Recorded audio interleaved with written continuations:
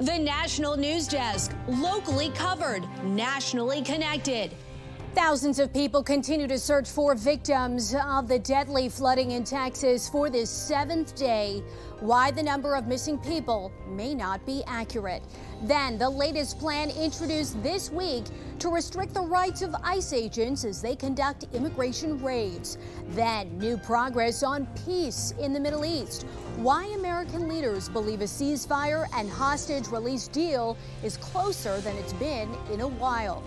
Over 2,000 first responders are on the ground in Kirk County, Texas today, searching for flood victims for the 7th day in a row. Thank you for joining us tonight. I'm Dee Dee Gatton. The death toll is now up to 121. Officials say the death toll in Kirk County now stands at 96, including 60 adults and 36 children. The number of people missing remains at 161, at least, including 5 Camp Mystic campers and 1 counselor. But that number may not be completely accurate. Pinning down how many people are actually unaccounted for in a disaster is a tall task. And oftentimes, if a loved one turns up alive, the family member who reported that loved one missing may forget to report them found. Today, the FEMA task force set up a command at an RV resort in Center Point, Texas. Ambulances, boats, helicopters, divers, and cadaver dogs are searching for the missing. A Kerrville official says all basic needs are being met. We're so grateful for the amount of people who want to come to this community to help. And we've had people from all over the state and all over the country volunteer their services. But it's important that we have certified professional search teams out there right now. He says search and rescue efforts are the top priority before many questions about flood warnings can be answered. But city and county officials are committed to a thorough review of protocols. New data suggests FEMA didn't mark major flood risks at Camp Mystic, where over 24 people were killed. Flood maps by the company First Street show more cabins and buildings of the campsite were at risk of flooding than what FEMA had on its flood maps. Former FEMA officials are concerned the agency needs more funding. President Trump says natural disaster funding should go to state and local officials. The tragedy in Texas has become a wake-up call for cities across the country now taking steps to prevent a similar disaster. The National News Desk, Karina Vargas, is in Washington, where King County leaders say they're determined to be more prepared.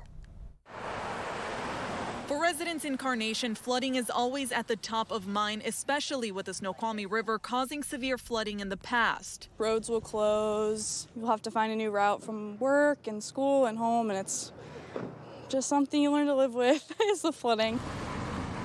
Julia Moreno has lived in Carnation her whole life and says the devastation in Texas is a stark reminder to be more prepared. I've lived here my whole life, and I just said that, all I know is through whatever my parents have told me, so yeah, there could definitely be more preparedness for sure. Now county leaders say they're taking action to be ready. This is my worst fear for this community, is to have flooding like this. What I want to do is make sure we're doing everything we can to make sure that if something like this were to happen here, that we are the best prepared to handle it. The Flood Control District approved a motion to expand flood safety efforts, which calls for a review of the county's early warning system, more community outreach, as well as flood preparedness videos and updated brochures in multiple languages. I appreciate all the effort the county has put into flood awareness and flood mitigation. Today, a federal judge is set to consider a request for Kimar Garcia to be transferred to Maryland to await trial on human smuggling charges. Garcia's lawyers are concerned the Trump administration will try to deport him again unless he's sent to Maryland. The DOJ says it plans on going through with a trial before attempting to deport him. A new Massachusetts bill would bar ICE agents from wearing masks on the job and require agents to have their name or badge numbers on their uniforms. Earlier this week, Senate Democrats introduced a bill to ban officers from concealing their identities during immigration raids. President Trump said he wants to do whatever is necessary to protect U.S. law enforcement. These officers are doing a tremendous job. They're great patriots. If you expose them because of, statements like have been made by Democrats and others on the left, usually, mostly, I think probably exclusively, you put them in great danger. The state legislation includes an exception for medical masks and SWAT teams. Under the measure, any violation would be a misdemeanor. Republicans argue the masks protect agents from doxing, where their personal information is posted in a public forum. Democrats are concerned about accountability and potential agent misconduct. President Trump's executive order to end birthright citizenship is being blocked. Today, a federal judge in New Hampshire said a class action lawsuit involving all children impacted by the order can proceed. He's giving the administration a few days to appeal. The Supreme Court recently limited nationwide injunctions, but left class action lawsuits as an avenue to block Trump's policies. Today marks 1 week since President Donald Trump spoke to Russian President Vladimir Putin on the phone. It was a call, Trump said, yielded no progress, and each day that's followed has shown a man whose patience is wearing thin. As the National News Desk, Christine Frizzell reports, an effort is expanding here in Washington to fight back. Yet another aggressive and violent round of assaults. Russia sending more than 700 drones and missiles to multiple regions of Ukraine, just hours after President Trump announced shipments of weapons to Ukraine for its defense would be resumed. It sounds really ridiculous to discuss recovery of Ukraine when destruction continues. Awful destruction continues right now, and Putin made this signal. I just don't care. I humiliate you. Secretary of State Marco Rubio, during a meeting in Malaysia, conveyed President Trump's frustration to Russian Foreign Minister Sergei Lavrov.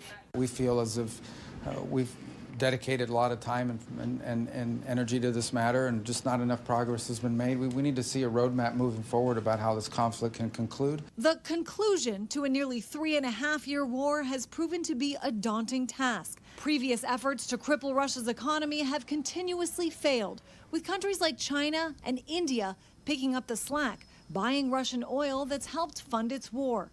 President Trump this week appearing shocked his perceived friendship with Vladimir Putin has not helped turn the tide. We get a lot of bullshit thrown at us by Putin, for you want to know the truth.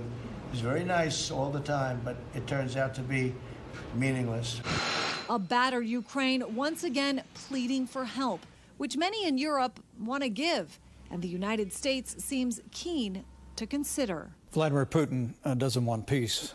Vladimir Putin wants Ukraine. Still, the bipartisan bill in Congress is picking up steam in the Senate and even seems to have support from Speaker of the House Mike Johnson. It seeks to impose severe penalties on countries which buy Russian oil, one of the main ways its economy has frankly been able to stay afloat. Christine, some strong words at the end of your story there from former VP Mike Pence. We have heard there is at least an effort, though, on a ceasefire between the two countries, right? Yeah, it seems like this effort has been sort of in the works for a while now, and there is a group that's been led by the UK and France. They call themselves the Coalition of the Willing, and they're even working on sending their own troops into Ukraine eventually to serve as a peacekeeping force. An initial ceasefire agreement was sort of signed off on by Ukraine, but there is still a major missing piece of the puzzle here, Didi. Russia has not agreed. Yeah, absolutely right. Live from Washington, D.C., Christine Frizzell, thank you so much. Palestinian activist Mahmoud Khalil is filing a $20 million claim against the Trump administration after spending more than 3 months in immigration detention. Khalil claims he was falsely imprisoned, maliciously prosecuted, and wrongly smeared as an anti-Semite. A DHS spokesperson calls this absurd. The State Department says its actions were lawful. The deportation case against Khalil is ongoing. Websites for Harvard College Centers for Women, Minority, and LGBTQ students are no longer there, according to its student newspaper. The sites now redirect to a page for an Office of Culture and Community, which was just announced as a replacement for a diversity office. The university continues to face pressure from the Trump administration on a number of issues. Over 20 people are in the hospital after officials found multiple overdose victims in West Baltimore, Maryland today. Police officers, the fire department, and medics responded to reports of an overdose. They said 5 people were in critical condition. Police said they're still finding more victims, so the number could increase. Maryland State Police are investigating a tractor-trailer crash over the Capitol Beltway. It happened this morning. Look right here. Officials said a truck carrying refrigerated mushrooms was left dangling off a bridge. Crews were able to get that trapped driver out. He was taken to the hospital with non-life-threatening injuries. State officials are evaluating the bridge's condition. Just a terrifying scene. Coming up, Israel and Hamas seem to be nearing a ceasefire. The challenge, though, Secretary of State Marco Rubio says still stands in the way. Then, good and bad news for the economy, the latest on housing costs and the job market. Then, how artificial intelligence is helping police officers in some departments and why it's banned in others. We'll be right back.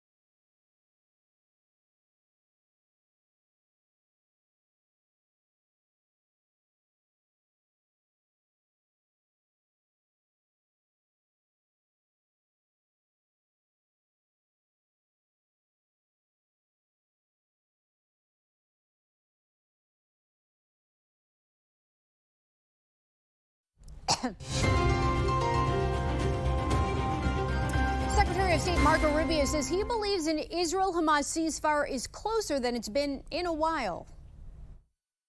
I think we're closer, and I think perhaps we're closer than we've been in quite a while, and we're hopeful.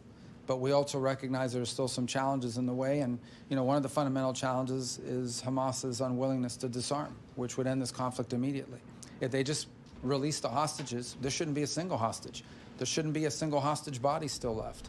If they release that and disarm, this would end. This comes after Hamas agreed to release 10 Israeli hostages held in captivity, noting other issues are still under negotiation. Israeli Prime Minister Benjamin Netanyahu told lawmakers he and Trump believe a ceasefire is very close. Middle East envoy Steve Witkoff will travel to Doha in the coming days, hopeful he can bring the deal across the finish line. Netanyahu said a few days ago 20 living and 30 dead hostages remain. Former FBI and CIA directors James Comey and John Brennan are now under criminal investigation for potential wrongdoing related to the Trump-Russia probe in 2016, including allegedly making false statements to Congress. Justice Department sources telling Fox News Digital CIA Director John Ratcliffe referred evidence to FBI Director Kash Patel. The National News Desk, Jeff Harris, reports. Those DOJ sources say a criminal investigation into Brennan is now open, but it's unclear if it expands beyond his alleged false statements. As for Comey, the source is also confirming an investigation is underway, but details are not being shared.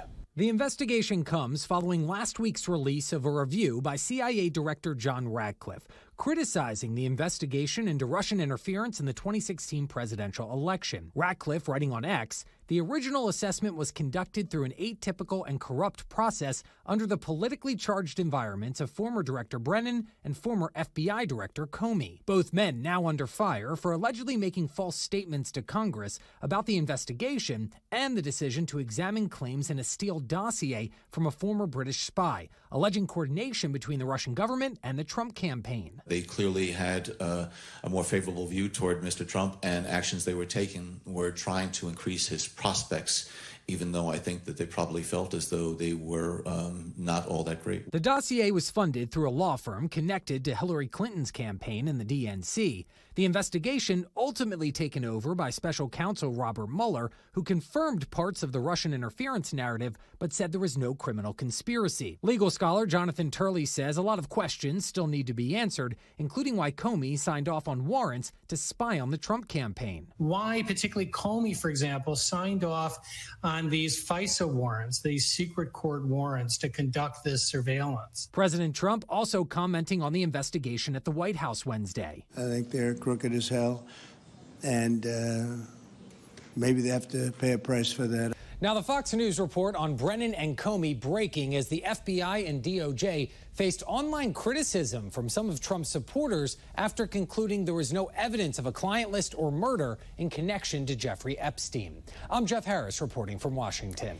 Mortgage rates are up again after dropping for 5 weeks. Freddie Mac says the average 30-year fixed mortgage rate increased from 6.67% to 6.72% this week, but it's still down slightly from a year ago. The number of Americans applying for unemployment benefits is down in a new Labor Department report. Jobless claims fell last week to 227,000, remaining in a historically healthy range. It's also fewer than what analysts predicted. However, the total number of Americans collecting benefits rose to nearly 2 million as of the last week of June. Separately, 147,000 jobs were added in June, more than economists were expecting. The toy maker Hasbro is warning about higher toy prices this fall. The CEO says its primary global suppliers are China and Vietnam, which are facing steep tariffs. He says the company hasn't raised its prices yet, but might in August through October. Hasbro makes toys like Play-Doh, Transformers, and Candyland. Around half of its products are made in the U.S. Ferrero, the Italian company known for Nutella, is buying Fruit Loops cereal maker WK Kellogg. The two announced the $3.1 billion buyout deal today. Shares of Kellogg soared up to 50% after reports that they were nearing a deal yesterday. Ferrero has also purchased other U.S. companies like Nestle's American confectionery business. And we have reporters all across the country in your neighborhoods covering issues that matter to you. From Columbus, Ohio, where thieves stole 2 air conditioning units from a church, to Murphy, North Carolina, where residents are paying their respects to a detention officer who died in the line of duty. We're taking the pulse of America, but we start in Baltimore, Maryland, where a prominent pastor was carjacked. And he immediately pulls up his ski mask. He has something to put up over his face, whips out the Glock, points in the car, like, get out the car.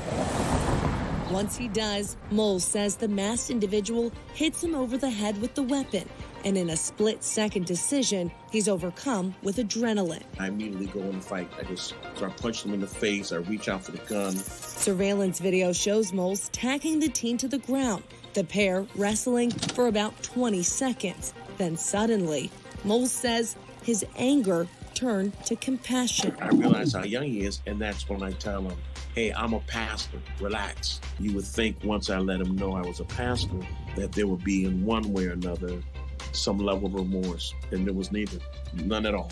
He could kill us. But Moles says as soon as he let up, the boy ran off with the gun and took off in his car. Within hours, Baltimore police arresting the 16-year-old found with 2 others, ages 15 and 19, inside the vehicle. I forgive him, but he needs to go to jail. Keeping the congregation cool, now in jeopardy at City of Grace Church. Tire marks show where thieves drove in to steal 2 HVAC units off the property. Yeah, obviously it's frustrating. Cut marks show how the suspects broke through a wooden enclosure, then cut the lock and chain holding the units in place. It's a really big wire up here too. I don't know if it's a big shop through, but you can see here they cut these wires. This wasn't an easy job for them. Lead pastor Michael Young walked us through the damage, but says once he filed a police report, all he can do now is lean on faith to get through this. We preach that God is always making things work together for our good. So as the pastor, this is an opportunity for me to practice what we preach. Yes, we've had a setback. Yes, it's frustrating, but we're going to continue to operate with optimism and faith and believe that it's going to work together for our good in the end.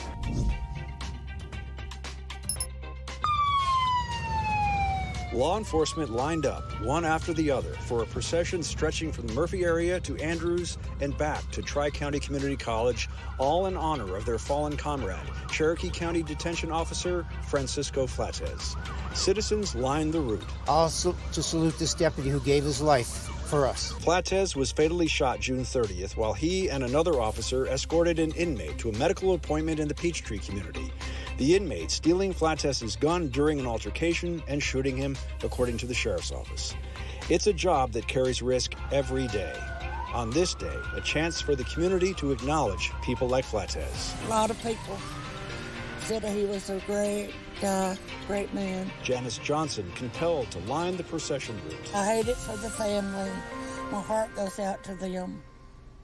I hate it. Flates leaves behind a wife who also serves in the detention center, a son-in-law who is a deputy in Cherokee County, children and grandchildren.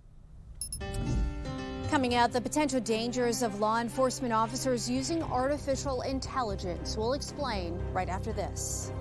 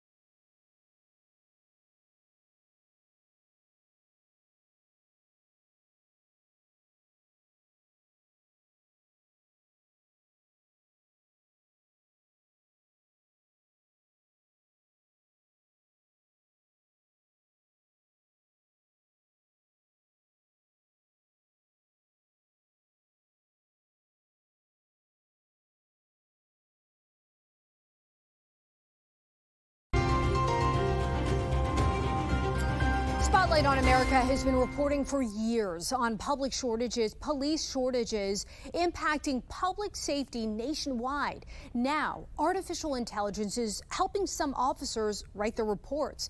The intent is to save time and keep officers on the street, but it's ignited a debate over whether AI should be trusted by law enforcement and the communities that they serve. Chris Daniels reports.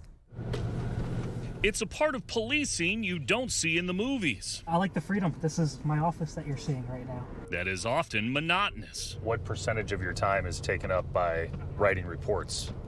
Oh gosh, I've had cases that have taken my entire shift. Officer Dylan Kazar is with the San Mateo, California Police Department and has a new tool. We're going to click informational report in his belt. And there's this button here that says draft 1. One click, generate draft. Police reports written. It kind of gives you a template. With the help of artificial intelligence. Okay, it's 25 miles an hour, going 35. It is called Draft 1, developed by the maker of several taser guns and body cameras. San Mateo is one of several police agencies that have taken the tech. I'll get us there. For a test drive. Kelly O'Keefe is the police department's technical services administrator. How much time do you think it saves? I believe it saves about 40%, depending on the type of report. Anytime we can make our jobs more efficient, it's going to help with the officer shortage. If we can get officers back on the street, then our response times stay in that good range that we're looking for. San Mateo is just one of multiple jurisdictions here in California using this technology. Departments in other parts of the country have been reluctant. In Seattle, the negatives outweigh the positives. The local DA's office has banned the use of the technology. Ultimately, that police report needs to be accurate and it needs to be complete. And right now, AI is not able to do those things. Dan Clark with King County issued a memo last fall saying prosecutors would not accept police reports generated by AI, citing the risk of errors. You believe it also hurts the credibility of the officer? It hurts the credibility of the officer, hurts the credibility of the case, and ultimately that's going to be damaging to the prosecution and to the community as a whole. I've had some agencies reach out and say, you know what, we wish we did what King County did because we wish we had put the brakes on it at an earlier time. And now the genie's out of the bottle. The ACLU has also warned against the use of Draft One, calling AI unreliable and potentially biased. It's ultimately just an aid. Yet Kazar says the system forces officers to proofread with decoy sentences for them to catch. The motive for the crime was to steal the secret recipe for world's best pancakes. These must be identified and removed before you can continue. All it is giving them a first draft. It's not their full police report. Who has to give it a final set of eyes? And they have to attest to it, and then we put it through a sergeant review, and then we put it through records review. So there's a lot of eyes on this report. As is the watchful eye of anyone looking for efficiency. I'm not tied down to a desk. And justice. For Spotlight on America, I'm Chris Daniels. And in a statement to Spotlight on America, Axon says the technology eliminates bias in police reporting and has contributed to over 100,000 incident reports, saving officers 2.2 million minutes. You can read their full statement at spotlightinvestigates.com. Coming up, the historic milestone American tennis player Amanda Samova just reached at Wimbledon today. We'll explain right after this.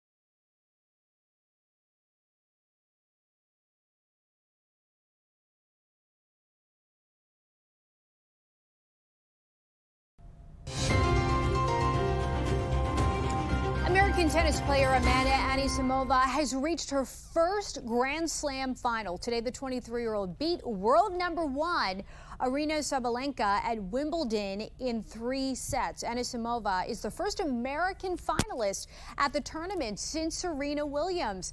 It comes after she took a break from tennis in 2023 to focus on her mental health. The final is on Saturday. And that's going to do it for us for this edition of the National News Desk. We invite you to join us again this evening.